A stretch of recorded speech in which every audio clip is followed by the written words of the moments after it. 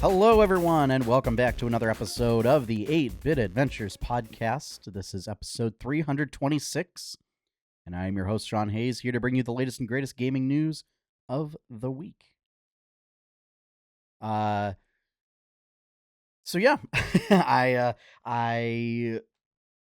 did not do a great job at gathering news topics over the course of the week, and instead ended up just grabbing everything last night.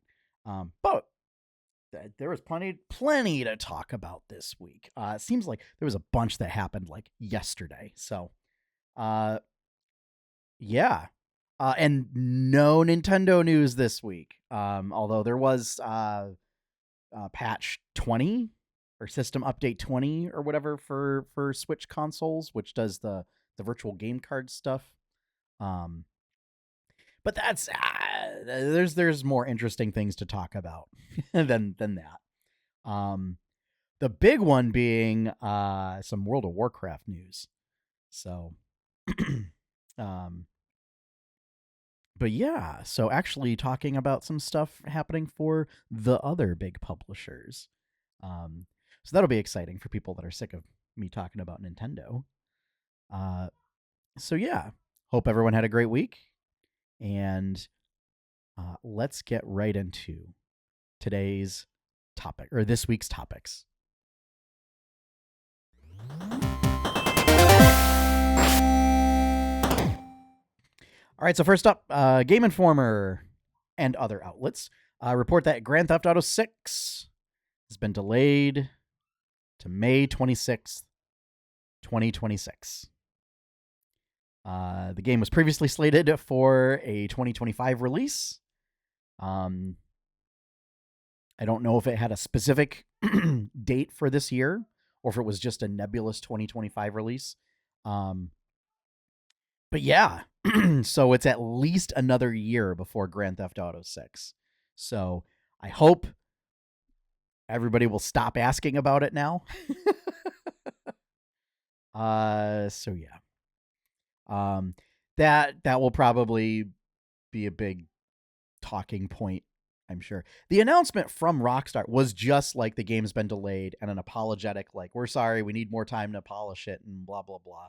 And I'm sure there are content creators that will make, hour-long videos out of it, but whatever. So yeah, delayed until May 26th of next year. Unless it gets delayed again. So, next up, Wizards of the Coast released SRD 5.2.1. That's right, folks. So the SRD is now in its patch era, where any forms of small errata that they have to make, they're just going to apply, or they're just going to republish it using patch nomenclature. So this one, it fixed some minor text errors, like updated page numbers, added a line in like the legal section for clarity. I guess there was a duplicated Iron Golem entry in the monster section instead of the knight. The octopus was missing from the animal section. But notably, the big thing was they added 15 magic items that weren't in the 5.2 SRD. And most of them on that list are items that were inspired by the characters from the D&D TV animated series, which this surprises me because you would think that those would be items that they absolutely would not want to put in the SRD, but they also seem generic enough that like they seem really generic. Yeah, I don't know. I don't know if it was the legal department or an oversight, but still no Bastion. Still no Bastion stuff in SRD 5.2.1. So unfortunately, that is a conscious decision that's being made as opposed to an oversight or a mistake. Yeah, I guess we'll just have to wait and see more of what they do. As I did see, this does mean that if you want to publish Bastion material, You can still do that. You just have to do it through DM's Guild. You just can't do it in like a third-party source book that you publish yourself. So it sounds like, you'll have to use DM's Guild if you want to publish that stuff, but it's still an option. So I had admittedly forgotten about that. But so that is live now. There is an article up on D&D Beyond that details the changes in particular, but that was like the short list of what the changes were. The big thing was adding the magic items. Next up, GameInformer reports that Xbox consoles, games, and accessories are going up in price. This was expected, especially with Sony having done it, albeit in other territories, whereas Microsoft is doing it everywhere across the board. So some first-party titles will now cost $80. Consoles are going up by $80 to $130. So typically the cheaper consoles are going up by $80, and the more expensive ones are going up by $130. Are going up more, up to $130.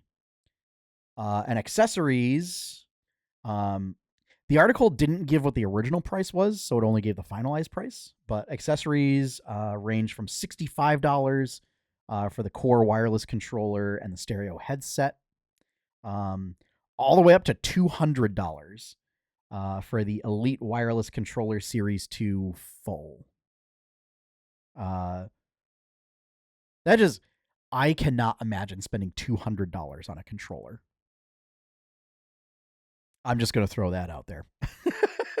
Like, yeah, that's wild to me.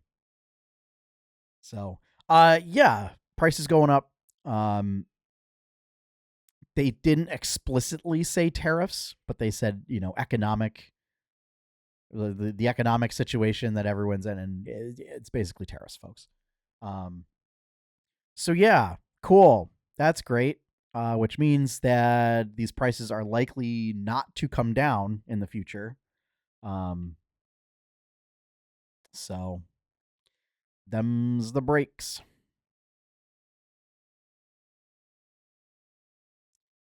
Next up, this one for PlayStation Plus, Sony announced the games that are coming to PlayStation Plus for members this month. So starting on May 6th, Ark Survival Ascended, Balatro, and Warhammer 40k Boltgun will be added. I don't know how Survival Ascended compare. I know Ark is pretty popular.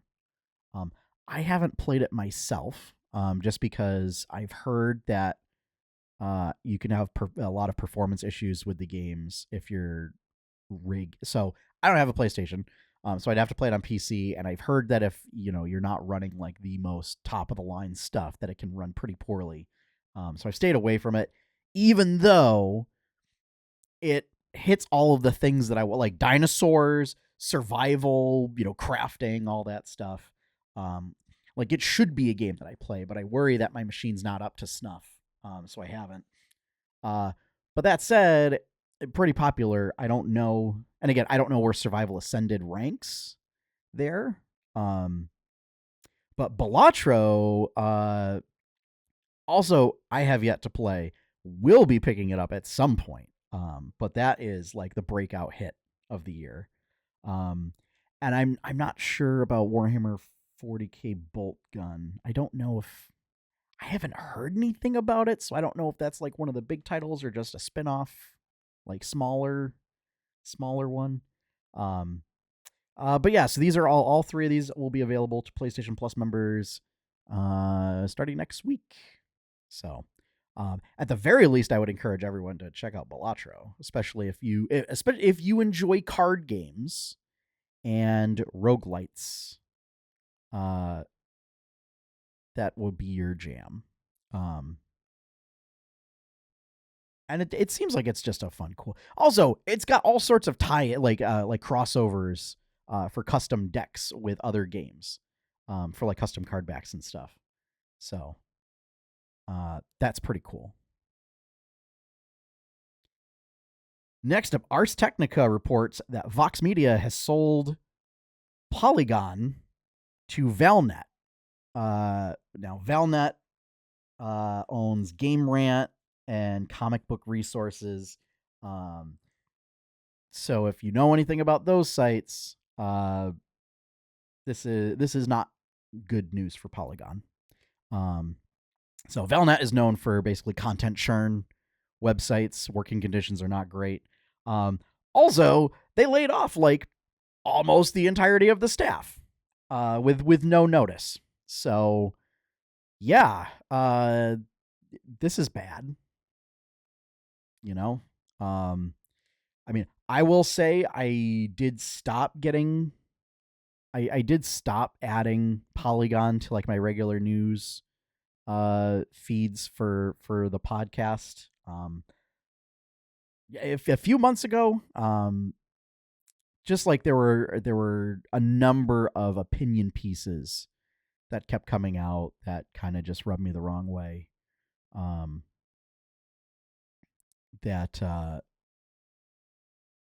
More so in like the TTRPG space than the gaming space, but that said, it still had its place. And the fact that it's getting bought by a company that's known for just reducing things to we're going to aggregate other people's work and just churn it out and not actually produce anything of our own is not good.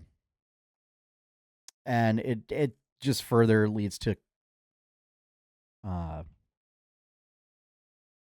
consolidation of media.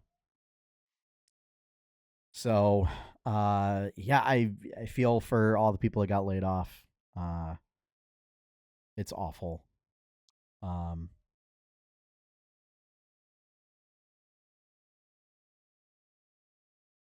So yeah.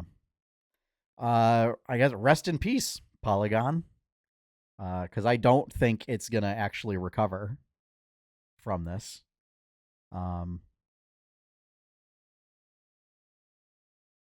So, and shame on Vox. Shame on Vox Media. So, but I don't know. Maybe, since I hear GameInformer's back in business, maybe if they're looking for any hires, they could look to the folks that got let go from Polygon. So, but I don't know. Yeah, it's terrible. So yeah. All right. Final piece of news. And this will be our big news topic for the week, just because World of Warcraft still a fairly decent sized audience. But IGN and other places report that in an interview between Team Liquid's raid leader Maximum, content creator Dratnos, and game director Ian Hazzikostas, the next patch 11.1.7, will introduce a feature known as rotation assist. When this is turned on, it will highlight the next recommended ability based on several factors, including your class, specialization, combat situation.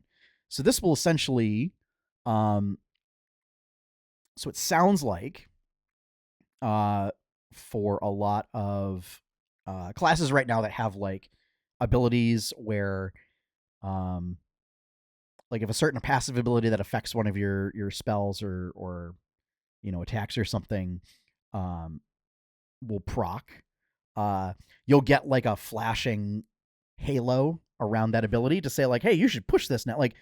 Like this gets a benefit right now. You should probably use this ability. It sounds like it's going to expand upon that and just do that for every ability, right? So it'll tell you like, hey, you should cast this one next. And as a further extension of that, we'll feature a one button mode so that every class can become frost mages where you just push one button. And it's at the expense, you will get a greater global cooldown, resulting in like a lower DPS.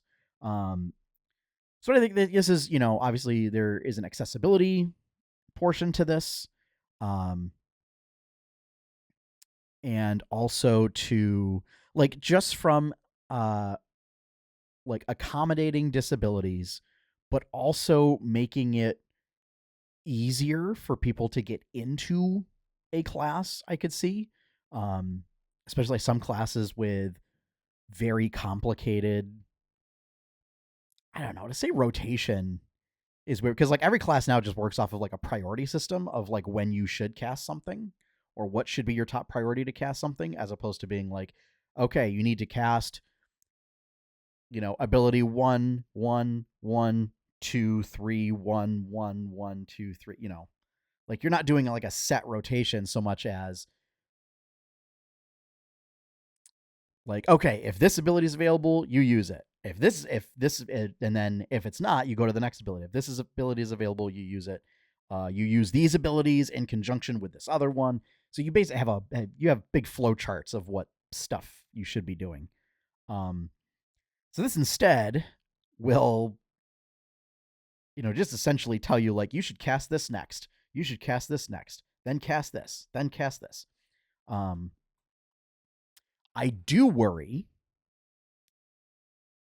about how they determine, right, combat situation.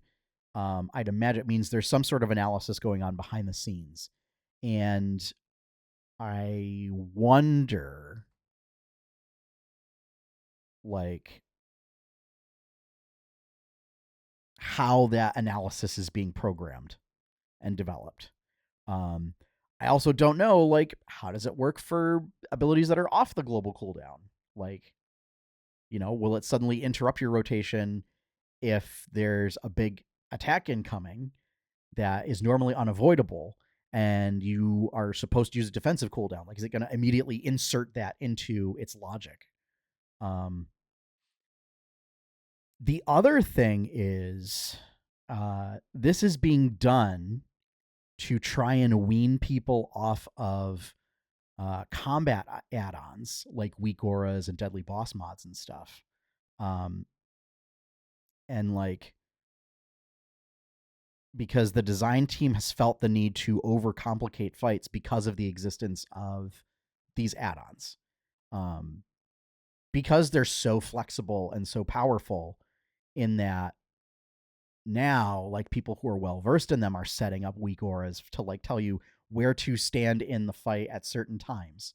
Or deadly boss mods has stuff like that too.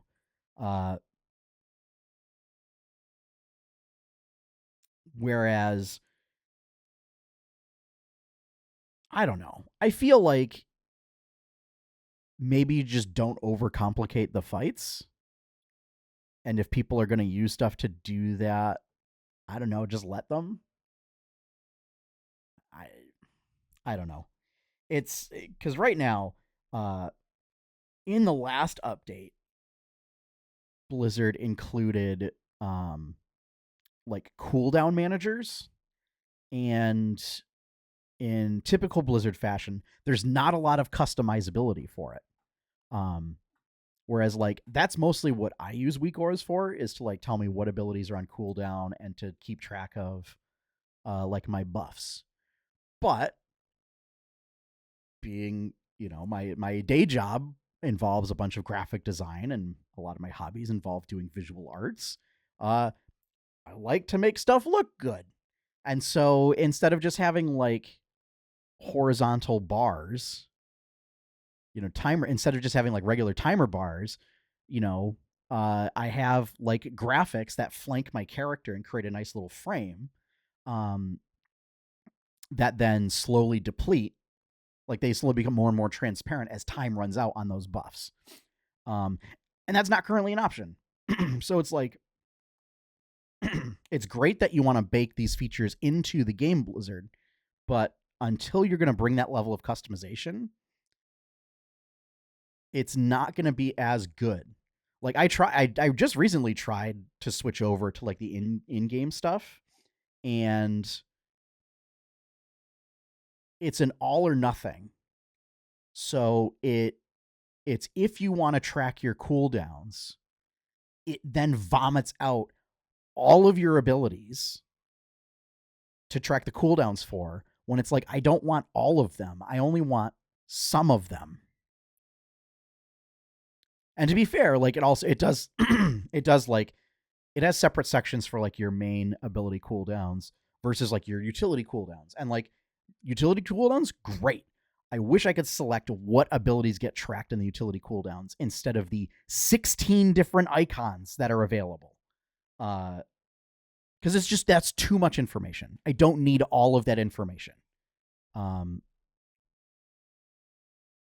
then as far as like the buffs, to track like your buff timers and stuff, it's just straight horizontal bars. You can't even make them vertical. Because I was like, okay, well, maybe if I make them vertical and I spread them out, I could still create that frame thing. And you can't. Only horizontal is an option, and you can only space them out a certain distance. So it's like, so I ended up going through all that work to try and set that up, and then threw it out because I'm like, I'm just going to continue using weak auras for at least my buff timers. So yeah, I like that they're trying to increase the level of accessibility, especially with one button mode. Like I think, it's fine to joke about it, because like the long time joke for certain classes and specs was that you only needed to, like, you could macro everything into one button, and then you just have to push that button repeatedly. But I do think having that be an option, either as a learning tool or as an accessibility feature, is good. It's good to have that option in the game.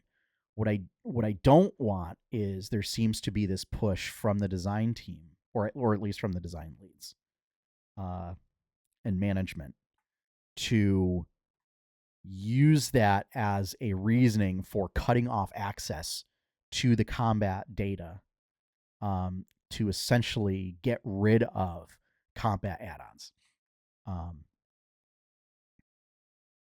I think if you're going to look at doing that, you then have to give people options that are, maybe not as customizable, so that you can essentially script out an entire game plan for your fight ahead of time, and then have it show up and give people a plan.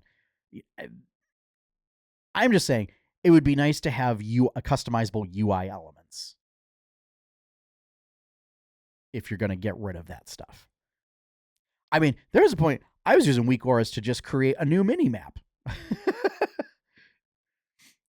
Like that's how robust that add-on is. Like it's just creating all sorts of UI elements, and like it just reads a lot of different triggers, but like you can just use it to pop in images into the game. And granted, I don't know if you need an add-on like weak auras to do that. I'm sure there's other add-ons that let you do that. But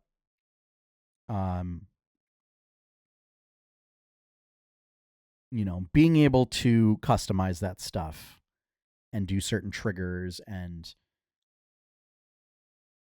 the thing was, like, it wasn't even, so it's not even pulling in outside graphics and weak auras. It's using stuff that's already in the Warcraft game folder.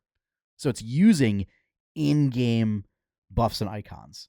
So yeah, I don't know. Or alternatively, it would be great if maybe Blizzard took a look at, like, people's custom UIs and said, hey, that looks really good, and it actually conveys the information. Maybe we should make that the default on how it works in game. Just saying. It's like, I play a Beast Mastery Hunter. I really only have 2 cooldowns that I need to worry about.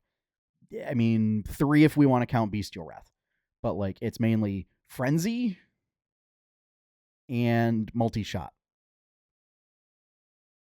or Beast Cleave, I guess is the technical name for the buff. Those are the only two.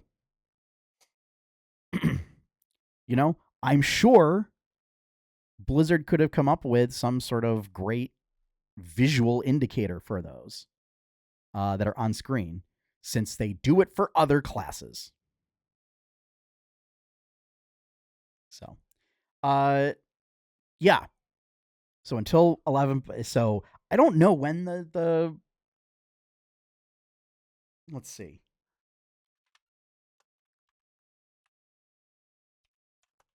When the proposed release date is.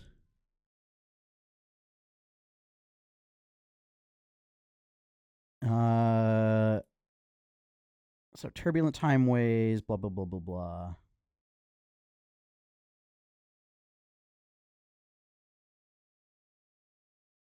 Okay, so turbulent timeways is coming with 11.1.7.